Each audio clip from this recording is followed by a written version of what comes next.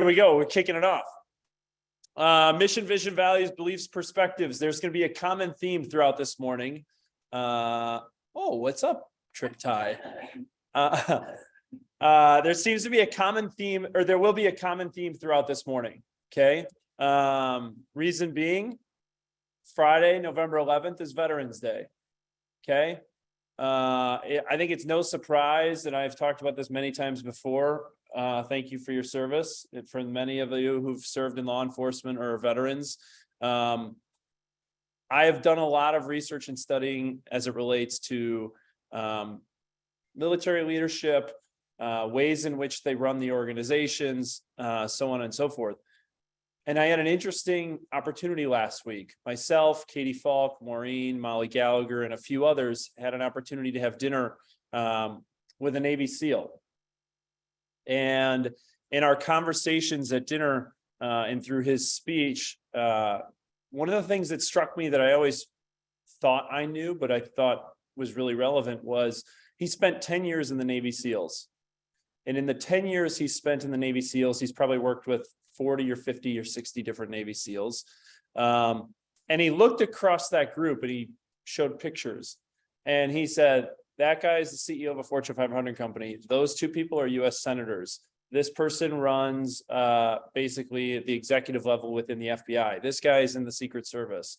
And the leaders, I think, that the military develops and puts out that our country benefits from is some of the most incredible leadership in terms of leadership development. I think it's one of the most incredible leadership development academies in the world. I've also had the opportunity to spend some time at West Point with a 4-star general. And the leadership development that the military provides our country in terms of what they do after their service is absolutely incredible. And so with the theme of Veterans Day coming up, I thought it'd be really apropos.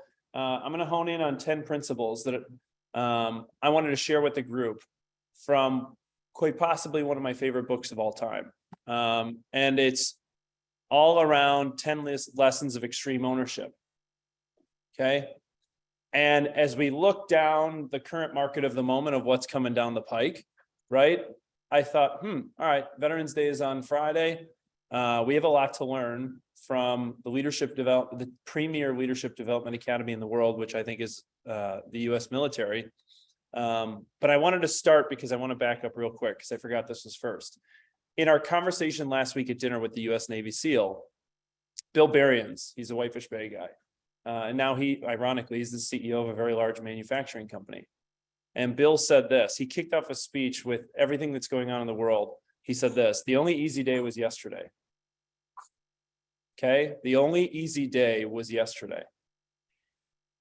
And I want you to remember that as you face down what you look at in the market of the moment. I'm going to share some stats. I'm not going to go too deep into them today around what October looked like and where I see the market heading in November, December, January, and February. I'll do that. I'll do a deeper dive into the business next week, right before Thanksgiving. But I want you to keep in mind the perspective that they talked about within Bud's training is the only easy day was yesterday. So jumping back into it, the top 10 lessons I took from extreme ownership.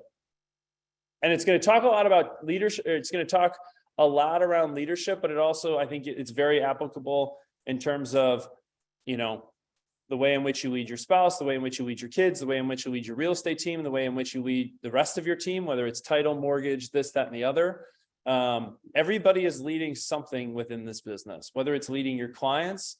And there are some phenomenal lessons within this book. If you haven't read this book, here's the little plug for it. It's Jocko and Leif wrote this book. They're US Navy SEALs that served many tours in Iraq and Afghanistan. And the book talks about their harrowing duties within Iraq and Afghanistan and how they essentially came back alive. And in that war, there was no rules or regulations or rules of engagement in the ways in which they operated. And they talked about how they had to lead their teams in order to get people to come back alive. Now, not everybody did, but if you haven't read the book, I highly, highly recommend it. It's a great read, and it gives you an incredible story around these 10 principles that they share. So let's jump into it. Number one, extreme ownership. If you're a leader, you have to take 100% responsibility for the results of your team. Don't cast blame onto others. Don't put people into a defensive position, right? Take responsibility for the now problems and the past problems. And extreme ownership will keep you from wallowing in regret and will push you to take action. Principle number 1. Principle number 2, and they used an incredible example of this in their BUDS training. Okay, and if you haven't read the book, Navy SEALs training in order to become a Navy SEAL is you go through a program called BUDS. And BUDS is a very intensive course. Less than 1% of people who go in make it out, right? And within BUDS, everything is a competition. Okay, everything is a competition. And they use this example of how in the competition, everyone is rewarding within the BUDS program, and how they took a poor performing team throughout the BUDS and they swapped leaders. And the poor performing team already had a drastic improvement in terms of their results. And they took the really they took the low performing team's original leader and they put it on the highest performing team. And very quickly they became an average to below average team amongst their amongst their performance, right? So there's no bad teams, there's just bad leaders. If a team is failing, look at the leader. A failure from a team means a failure from the leader's ability to bring out the best in their teammates. And you need to set the right example for people to follow. Now, here's what I also need you to hear as it relates to this business. You can be an individual agent, you can be an agent on a team. At the end of the day, your team, equate that to your income and your performance. Right? And think about as it relates to your mindset in the market of the moment that we're entering into. Remember, if a team is failing, look at the leader. Look internal first. Principle 3, holding high standards. If your team is performing poorly, it's because you as the leader are tolerating poor performance. You know, oftentimes I get agents who come into my office and they say, Charlie, I just can't cut it in this business. I can't hack it. I need to get out. Or more often, they want to blame everybody but themselves. Right? If your team is performing poorly, it's because you as the leader are tolerating poor performance. Your teammates look to you to set the bar high, believe in you, and your teams can do better, and it will happen. And again, I'm giving you the highest level of cliff notes in a book that gives you an inordinate amount of examples throughout these guys' experience within the Middle East and the war in Iraq and Afghanistan. 4, keep your ego in check. Nothing worse than having a teammate that thinks they know everything. Eventually, that individual will be humbled. And it's important that they don't take care of the rest of the team. It's important they don't take the rest of the team down with them. And again, as it relates to you as a real estate agent, right? If you're performing poorly at work, how does that show up in your relationship with your spouse? How does that show up with your relationship with your peers? How does that show up in your relationship with your kids? Right? It's important as you lead whoever it is that you lead within your life, that you don't take the rest of the group down with you. And interestingly enough, in our conversation at dinner last week with Bill Berrien, the Navy SEAL, he said his number one takeaway that's correlated to extreme ownership is ego is the enemy. Ego is the enemy. And I'm going to recap that here in a second with one final video. 5, simplify, simplify, simplify. We tend to overcomplicate our lives. Don't fall into the trap. Avoid complexity or you will waste energy. Okay. 6, set your priorities. Life is hectic and overwhelming. Keep calm and focused. Figure out what you must get done and just do it. Don't overthink it. And there were some incredible examples within the book of being in incredibly pressure-packed situations that were, quite frankly, life or death. And they talked about how they had to go through simplifying activities as to not get soldiers overwhelmed, to help them make sure that they got through where they were to get home safe. 7, include everyone. Make sure that every person on your team has a role. Everyone has strengths and skills that can aid in the mission. Include them so you can see those strengths. A line I use all the time with many people: a clear vision is attractive to talent. Do you have a clear vision for your life? Do you have a clear vision for your business? And if you intend to attract incredible talent, again, if you intend to attract an incredible spouse, an incredible partner, an incredible vendor partner, an incredible title company, an incredible executive admin? Do you have a clear vision? Because a clear vision is attractive to talent, and make sure that you are putting people in a position to utilize their strengths. 8, encourage those around you. Communicate, communicate, communicate. Always be talking to your teammates. Get positive and negative feedback and praise people when they succeed. I think the easiest thing within this business in terms of this, number 8, is we get so caught up in the deal and moving on from deal to deal to deal to deal that we fail to recognize those that support us. Okay? Slow down, take a step off the treadmill, encourage those around you, and communicate with those on your team. 9, avoid indecision. It is costly, especially in the markets that we've all been working in. Was time your friend? No. Indecision will cost you. There will be times in your life when the risk levels are extremely high. If you get paralyzed with fear, you are guaranteed to fail. If you get paralyzed with fear, you are guaranteed to fail. You firm and commitment to the decision that makes the most sense with the information you have. 10 of my top 10 takeaways from extreme ownership is discipline is freedom. And I think this is a really interesting takeaway from the book as it relates to the many people who are in bold right now.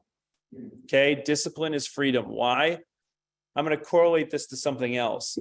Athletes who practice more and more and more are more in tune with their abilities, and this allows them to feel more free to improvise and be creative in competition. Now, practicing on our clients is malpractice. You don't go into the surgery room, hope for open heart surgery, and the doc walks in and says, "Hey, Bridge, great to see you. This is my first time. I hope you make it out." They don't say that because they practice before they cut you open for open heart surgery. Same thing with athletes. The most successful athletes in the world that improvise all the time are practicing the improvisation of what it is that they do. And I'll use an example of how this correlates to the real estate industry. Last week, we talked about the 24 variabilities that you need in an uncertain market in order to get a deal done. 24 variabilities. Many of them are new to the many people in this room because they haven't had to work with the variabilities that were shared. Are you practicing the ways in which those negotiations can be had in order to help you get a deal done? Because everyone can live a free life if they apply discipline. Now, for those of you who serve, thank you. I would encourage you to read the book Extreme Ownership. I wanted to challenge the group this morning right away. As I looked at the market of the moment, I said, I'm not going to go into stats this morning. I want to challenge their mindset. And with Veterans Day coming up on Friday, I thought it was a very appropriate time to do so. I want to show you another example of the way in which these principles live within the Navy SEALs teams through a video right now with Simon Sinek. So give me one sec while I transition over. And then Lindsay, you're on deck if you haven't noticed. Here we go. The Navy, I've worked with the Navy SEALs, and I asked them, like, how do you pick like the guys that go on SEAL Team 6, right? Because they're the best, the best, the best, the best. And they drew a graph for me, and on one side they wrote the word performance, and on the other side they wrote the word trust. The way they define the terms is performance on the battlefield and performance off the battlefield. So this is your skills. This is, did you make your quarterly earnings, whatever, however you want to translate it, right? Performance, it's traditional. This is, how are you off the battlefield? What kind of person are you? The way they put it is, I may trust you with my life, but do I trust you with my money and my wife? This is what they told me. Nobody wants this person, the low performer of low trust, of course. Of course, everybody wants this person, the high performer of high trust, of course. What they learned is that this person, the high performer of low trust, is a toxic leader and a toxic team member. And they would rather have a medium performer of high trust, sometimes even a low performer of high trust, it's a relative scale, over this person. This is the highest performing organization on the planet, and this person is more important than this person. And the problem in business is we have lopsided metrics. We have 1,000,001 metrics to measure someone's performance and negligible to no metrics to measure someone's trustworthiness. And so what we end up doing is promoting or bonusing toxicity in our businesses, which is bad for the long game because it eventually destroys the whole organization. The irony is, it's unbelievably easy to find these people. Go to any team and say, who's the asshole? And they'll...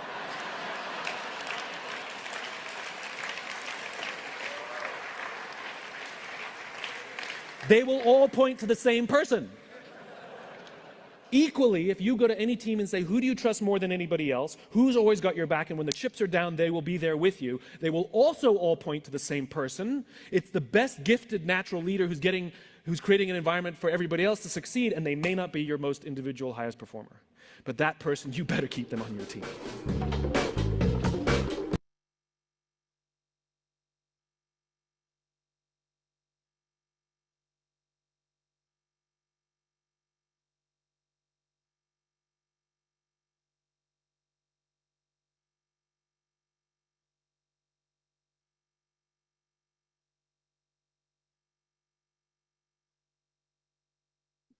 Oops, sorry guys, 1 sec. I X'd out of my presentation. I didn't intend to do so. Give me 2 seconds. I'll pull this up. So there you go. There's my takeaways from extreme ownership and the way in which the principles can live in real life. High performer, high trust is the most valued asset in an organization. They're also unicorns. Everyone knows who the high performer, low trust person is. Can you apply the 10 principles that were shared today? Read the book, encourage you to do so, or continue to study military leadership, because there is a reason why some of the most successful people in our world served within the US military. And the lessons that we can learn from their service are absolutely incredible. So having said that, I'm flipping it over to Lindsay Vranek for a little tech update. Vranek, I'm flipping it to you. All right, great. Good morning, all. So I wanted to really take a deep dive into our YouTube channel. So we've had this for a couple of years now, and we've accumulated so many different videos from all of our trainings and masterminds that have been recorded over the last couple of years.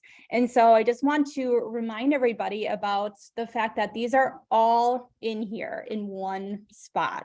So if you have yet to subscribe to this channel, I highly recommend doing so. And so there are over 450 videos in here, you guys. So every single team meeting, contract training, MLS training, old productivity launch coaching, agent masterminds, these are all recorded. These are all uploaded to this channel. And so if you want to dive deeper into contract training, if you're a brand new agent, if you just need to brush up on some topics, everything is organized by date, by the specific subject in the title. So it's really easy to comb through this library of videos to find exactly what you need. And so what I want to do is actually go into this and show you guys exactly what I'm talking about. So Charlie, if you don't mind, I'm going to share my screen and go into the YouTube channel. So let's take a look here. So here we go, you guys. The Keller Williams Realty Milwaukee. So if you just search by it with that title, you will find this channel. It's also on our website, so there are links on there as well. But you'll see on the homepage, this is everything most recent. So you'll see contract training from yesterday. So Joan and Steph spoke about, the zip form clause library. So if you're unfamiliar with that and you want to learn a little bit more about the zip form clause library and how it can benefit you and save you some time when you're drafting your contracts, that's a great video to check out. If you missed Friday's training on how to get paid in command, that has also been uploaded in here, and it's a complete walkthrough of how to create the opportunity in command, walk through drafting and getting signatures in zip form, and then submitting your commission request. And as you can see, all of our team meetings, we've got playlists in here. So if you are looking for, contract training, tech and marketing training, old productivity, launch coaching, these are all in here, specified by subject, let me just click on MLS training. So these are all in here, you guys, and there's a ton of videos for you guys to check out. So I will stop my share, and I've got one more slide, I believe. So Charlie, you can get back into our slides here. Just a reminder, you guys, you may have seen this on our November training calendar. CommandCon is this Wednesday. So if you are not in bold, so it starts at 10 a.m. Central Time. It goes until about, I believe, 2 or 3 o'clock. But if you guys are interested in taking a really deep dive into Command and learning from the best of the best, I highly recommend checking this out. And so the link to this virtual conference is on our November training calendar. Otherwise, you can go to commandcon.com. But topics include, as you can see on the screen, Facebook lead generation and converting those Facebook leads in Command, smart plans, how to use it for operations and admin, reaching out to your sphere of influence or past clients, and closing 100 internet leads per year. These are just some of the topics that are going to be spoken about on Wednesday.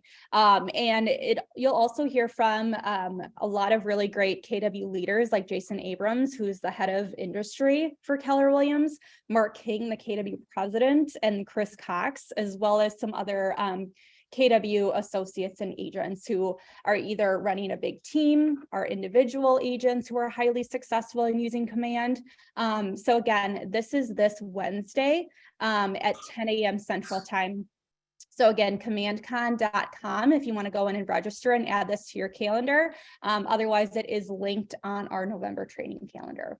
And if you're unable to make it and you want to talk a little bit about it, I obviously will be in on this and will be taking copious notes. All right, that's all I got. Thank you. Cool. Thanks, Lindsay. Guys, I'm going to jump back into this, and I want to point out one thing, right? The YouTube channel is all local. So you're getting local insights driven by people that are all doing business within the metro Milwaukee area, southeastern Wisconsin area, all sharing their insights. And we've been compiling this library for the last 2 to 3 years. It's a really great resource, and a lot of people are using it. So if you're unaware of it and you just need a little refresher on something, there's lots of keywords and tags that you can look up. And the beauty of it is you can listen at 1.5, 2x while you're in the car and get 45 minutes of content in 15 to 20 minutes. It's a great resource. And I think people are underutilizing it from the aspect of it is it's all local. Like, you're not getting some high, macro level view of people from New York and California. You're getting people that are doing the business side by side with you every single day. So wanted to plug that. All right, Sheriff Reed, give us a little bit of an update. Is it a courtesy or a requirement? Sheriff Reed. Hopefully you're not. There you go. I am, sorry. Good morning, everybody.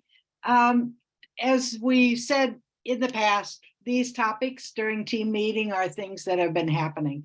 This situation is happening, and I'm happy to say that our agent was very responsive.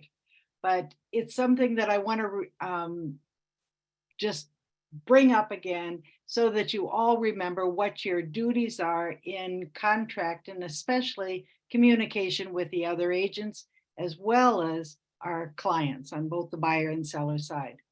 So is it a courtesy or a requirement? It is definitely a requirement. In the Realtors Code of Ethics, Article 1 provides that when representing a buyer, seller, landlord, tenant, or other client as an agent, realtors pledge themselves to protect and promote the interest of the client ahead of any other interests, including your own. The obligation of the client is primary, but realtors are obligated to treat all parties fairly.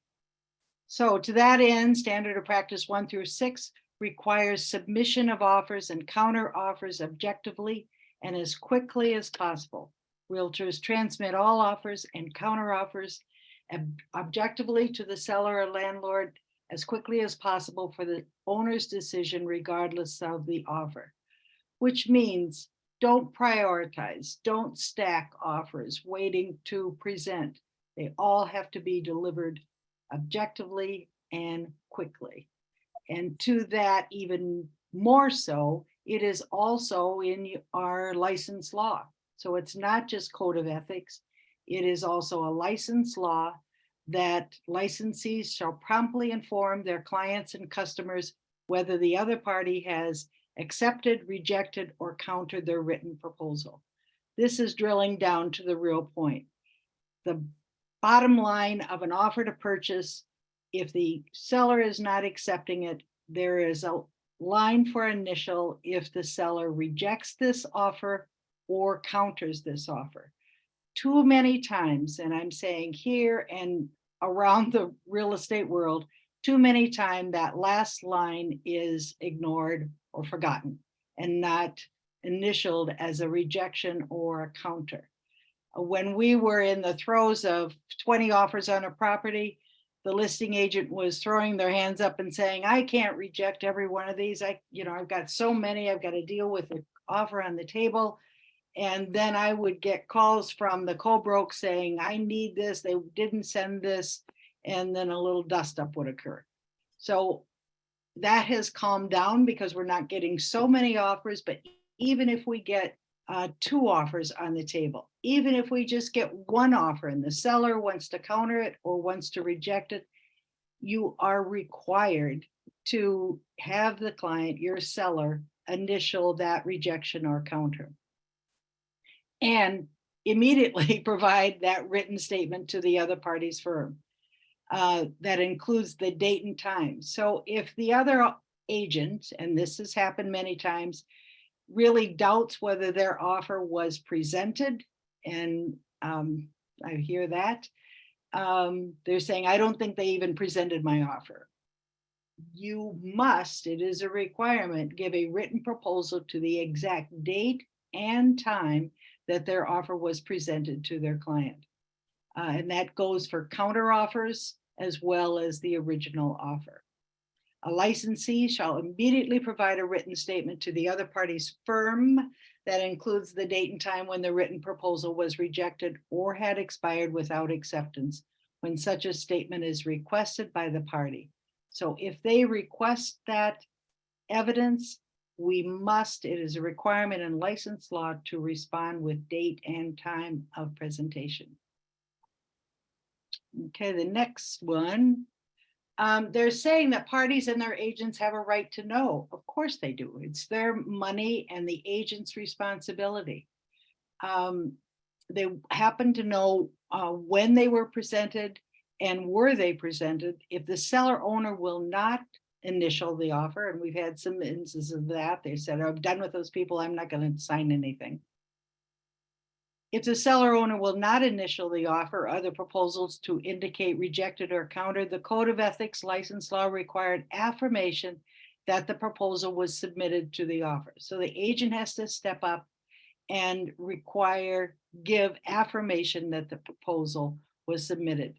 Upon written request of a cooperating broker who submits an offer to the listing broker, standard of practice indicates the listing broker shall provide as soon as practical this is the broker, shall provide as soon as practical a written affirmation to the cooperating broker stating the offer had been submitted to the landlord seller. So when we get cranky calls from the co-broke saying, I need to see when that offer was presented, we have a requirement to our license law to respond. If the seller won't do it, then we have to do it with time and date. So the next one, it is also a courtesy. So the alternative, is this a requirement or a courtesy? Both. Respond as quickly as possible on your offers that you're presenting to your seller, and use that final line in the offer or in the counter offers to indicate what your client intentions are. So any questions on this? And I see there are a few in chat. I'll just check here. Yes, what about after an offer is accepted? Do you still need to send offers to your client? Yes, all offers must be presented. Even if they've already accepted an offer, they have to see all subsequent offers coming in, whether they think they're still primary or whether, obviously, if they're coming in as a secondary. And again, your client, your seller has to respond. And if the listing agent doesn't respond to multiple requests after getting the rejected offer back, call on me or Steph. We can make a broker to broker call and see if we can get something like that resolved. So again, It sounds rudimentary. Okay. It sounds rudimentary. Here's the facts. yes, These are real things that we see. And you want to know the worst thing you got to be dealing with?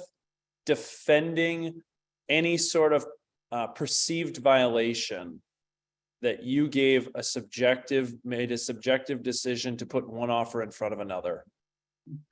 And I'll tell you, because we see it every single day in this market, when people are going bonkers and they don't feel as if they were given a fair shake, they will do anything to come after you and your ability to earn an income. That's about as most I can say about things that we see. And you can read between the tea leaves as to what some of our associates have to go through. But we bring this up to help you protect yourselves, protect your reputation, and to protect your livelihood to continue to earn an income. I miss anything, Joni? Sheriff? you got it. Thanks so much. Put it this way, when Sheriff Reed calls me and I see her on my phone, I do get a little bit of a, okay, what do we got, Sheriff Reed? All right. Thanks, Joni. Thank you. All right, guys, upcoming trainings and events. One thing, big major announcement. We have a change of venue for the location of the holiday party. Same date, same time. Friday, December 2nd. What we failed to recognize was their original location, Vista downtown. There was a sold out Bucks game the same night by playing the LA Lakers. And what that meant was there was zero parking for a party of 400 to 500 people. And so we quickly called an audible and we are going to Birch in Tosa, which is, I believe, is much more centrally located for the entire group. There's easily accessible parking options, as well as really, basically, we looked at it. It's about 15 minutes from a crow's fly from any which direction. So if you want to Uber, highly, highly encourage it. The other cool thing, if you don't know what Birch is a venue hall attached to Camp Bar Tosa. So we have rented out the entire Camp Bar Tosa and Birch for the night. And the cool thing about Camp Bar Tosa, it is their Santa camp this year. And if you haven't been to their Santa camp, it is an unbelievable display of the Christmas spirit at the highest level, which I can't believe how much money Paul spends on it. But so you'll be getting a calendar invite from us, from Birch over in Tosa. Be on the lookout Friday, December 2nd. Cool. As a reminder, guys, Bolt's coming up tomorrow. We got our, fourth installment of the 7 steps, right? So tomorrow from 9 to 2:30 over at the Zoo Conference Center, join us. And as a reminder for those of you in Bold, a little surprise, because Dennis served in the military, I'd ask that you wear red, white, and blue. He doesn't know we're doing it, but I want to serve him and thank him for everything that he does for our group. And so if you're in the Bold room tomorrow, I'd ask that you'd wear red, white, and blue and keep it a secret from Dennis. Lastly, captains, make sure that you're reporting your numbers. We walked through it with Dennis to make sure that numbers are reporting faster. It will be shorter than 48 minutes like it was last week. Trust me, I'm paying attention to everything. It will be faster. It will get better. Make sure, captains, please make sure that your team is reporting their numbers so that we can make sure that we're driving accountability and embracing the activities. All right, November training calendar. As a reminder, next week we will host team meeting. I will go deep into the October numbers and share what I'm seeing within the market of the moment. And then the following week, the week of Thanksgiving, we really won't have a whole lot much of anything. No team meetings on Tuesday, and then the offices will close at noon on Wednesday so that our teams can get on the road to be with their families for the Thanksgiving holiday. And then the offices will be closed on Friday as well. Lastly, from a trainings and education standpoint, Thursday at 1:30 over in the innovation office, we're having our second installment of the team's mastermind. Last month, we had a great conversation with about 40 folks. If you were in the room, all around team building, led by Rick Reuven. So if you are interested in continuing the conversation, Amanda Schroeder is going to talk about what she's done to basically 2x her business every single year while building an incredibly intentional and purposeful team. So that is this week, Thursday, November 10th at 1:30 p.m. over in Tosa. Now, I'm going to jump into a little bit of an October recap. I'm not going to go too much into a deep dive, and we'll finish with awards. So here we go. Language of real estate report. I'm only going to share this right away. Here's what you should be looking at. We've gone through this month over month over month. What I've tried to show you is that the corresponding colors show up 30 days later. Okay. We started this in February. We rolled this all the way to October. Okay. September, on the lead metrics, listings were down 24%, contracts written were down 22%. October was down 28% across the southeastern Wisconsin area. Okay, down 28%. Not the end of the world. You know why? Because you're in it to have a great, you're not in it for a great year, you're in it for a great career. Stay focused on the end game. You're playing the infinite game. Now, lead metrics, some improvement here. Okay, listings taken units were only down 19% off of coming off 2 consecutive months where they were down 20+%. Okay, contracts written units, though, this is where you're really starting to see the effect of interest rates really show up. Buyer side contracts written units were down 33%. Okay, I will give you more insight into the details next week of the things that we should be paying attention to in the overall macroeconomic metrics, but you should be paying attention, embrace accountability, do the activities. Embrace accountability, do the activities, and you will be fine. Okay. Here we go. I'm going to skip through a few of these things because I'm going to go deeper dive into them next week. Okay. GCIs, gross commission incomes. Despite the fact that the business was down 28% in October, GCIs amongst our group, incredibly impressive, only down 5%. Down 5% this year versus last year. Across all of KW Milwaukee, we paid out $4.3 million in GCI. You're bringing our year-to-date total at $52 million in GCI paid out. It's up 10.3% this year versus last year. Incredible stuff from an incredibly highly productive group of people. Now, profit share. In October, we will be paying out just short of $50,000 on November 21st, bringing our year-to-date total of $704,000 being paid out in profit share.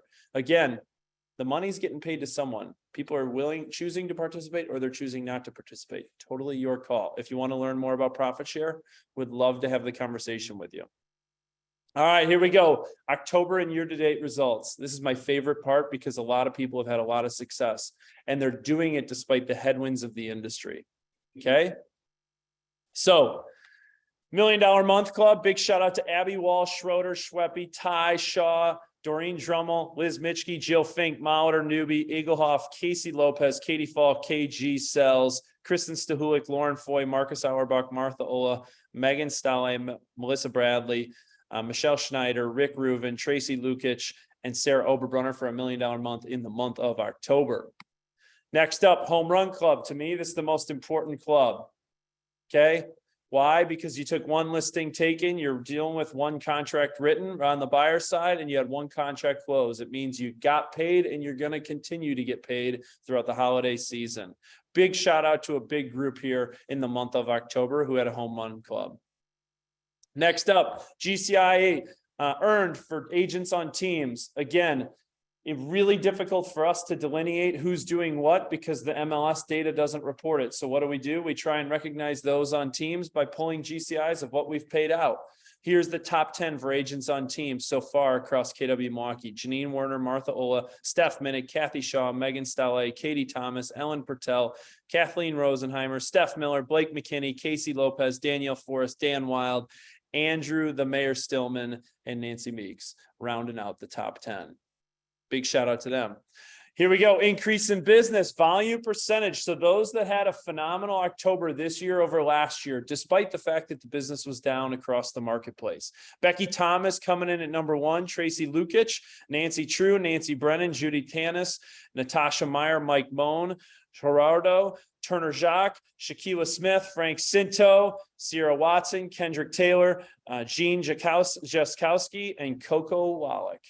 Top 10 highest percentage increase in business of October this year versus October last year. Now we'll round it out with individual agents for the month of October. Big shout out to Doreen Drummel, who had a monster October at 5 million, Molitor at 3.7, Kristen Stahulik, Bridget Ty, and Michelle Schneider rounding out the top 5. Here is the top 15 across all of KW Milwaukee for individual volume. Now, year to date, individual units for individual agents. Year to date, agents control their units. The market gives you volume. Top 15 across all of KW Milwaukee. Now, year to date, individual volume, Molitor still leading the way with KG Demera, Abby Wall, Doreen Drummel, and Sarah Oberbrunner all in a battle right there within the top 5, 6 across individual volume year to date. And then October team volume, big shout out to Bruce Gallagher. If you hadn't seen all the pub and publicity, I believe I am factual in saying he sold the largest, it had the largest closed volume in southeastern Wisconsin potentially ever. I could be wrong on that, but big shout out to Bruce, Kathy, and the rest of the team on Gallagher Lake Country for an absolutely incredible October. Falk Groove and Gallagher also have an incredible October, 14 mil, JSG, Stale, On Point, Double Bolt, and Fernwood rounding out the top 6 for team volume in the month of October. Again, agents control their units, market gives you volume. Here you can see the team units so far year to date. JSG on pace to close a unit a day. A unit a day. Big shout out to the Wilds, Reardon Real Estate, and Patrick Simonis here rounding out the top 15. And then team volume year to date for the top 15 teams across KW Milwaukee. Phenomenal October. Here's what I want you to hear. The reason why I shared with you so many of the principles of extreme ownership this morning. Yes, Veterans Day is coming up. Yes, the headwinds are getting stronger. Yes, the interest rate environment is not getting better. And yet we can completely control our outcome. The Milwaukee, southeastern Wisconsin market is on pace to do north of 50,000 units. North of 50,000 units this year. Percentages tell a story. I get it. And there's narratives involved with those stories. Yet the question I'd have of you, even looking at this year-to-date team units is, there's 50,000 units to be had. Are you telling yourself a story that you'll be able to go after those 50,000 units and get them and secure them and win the business that you earned and desired? Or are you going to allow the market to tell you what you should be able to accept, which is a down, down, down, down, down? Don't let the market control where you're headed. And if you need a great book, go read Extreme Ownership. Sound good? Guys, it's a pleasure to be in business with you. It's an honor to serve you. Thank you for all you do. Thank you for the veterans in our world, both active military, as well as those who've served in law enforcement and everything in between. Guys, thank you. Have a phenomenal week. North Shore and Tosa, I'll let you jump over to new listings. Lake Country crew will jump over to the Lake Country meetup. Guys, have a great week. Thanks for showing up.